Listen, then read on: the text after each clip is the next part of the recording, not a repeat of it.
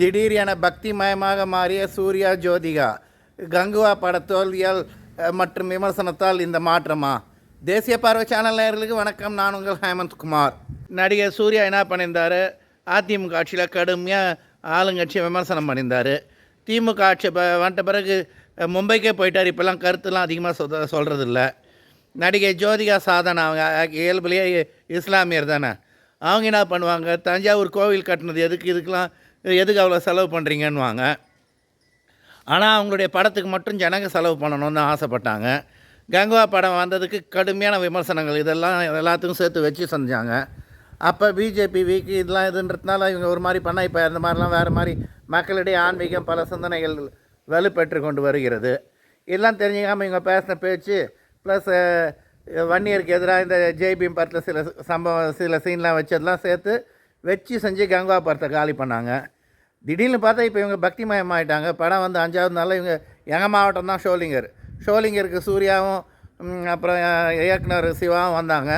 அடுத்த நேரத்து பார்த்திங்கன்னா இந்த கோயில் போயிருக்காங்க, கொல்லூர் மூகாம்பிகை. இப்போ இன்றைக்கு திருப்பதியில் சுப்பிரபாத தரிசனம் சேவைலாம். என்னாச்சு இவங்களுக்கெல்லாம்? பாட்டுக்கு ஏதோ 4 இந்து மதத்துக்கு எதிராக கருத்து சொன்னமான்னு இருக்கணும்.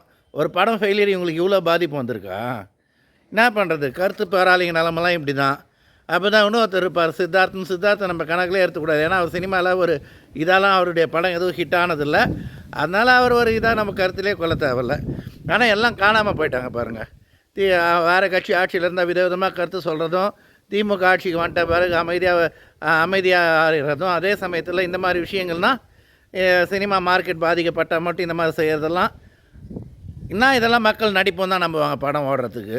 இதில் வேறு ஹைலைட்டான விஷயம், சூர்யா திரும்ப தேசபக்தி இந்த மாதிரி படங்கள், இராணுவ படங்கள்லாம் நடிக்கிறதா முடிவு பண்ணதாக வருது. நீங்கள் எந்த படம் நடித்தாலும் ஓட போகிறதில்ல.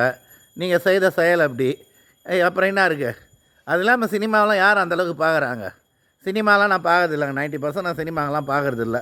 மீறி பார்த்தாலும் நெட்ஃப்ளிக்ஸில், அமேசானில் எப்போயாவது சில இங்கிலீஷ் தான் பார்ப்பேன். இல்லை எந்த லாங்குவேஜ் இருந்தாலும் நல்ல கதையாக இருக்கிறது எப்போயா பார்ப்பேன். மற்றபடி சினிமாலாம் நான் அதிகம் பார்க்குறதில்ல. நிறைய பேர் அந்த மாதிரி தான் மாறின்னு இருக்காங்க. ஏன்னா இவங்க கத்தல் பல விஷயங்களுக்கு. நன்றி, வணக்கம்.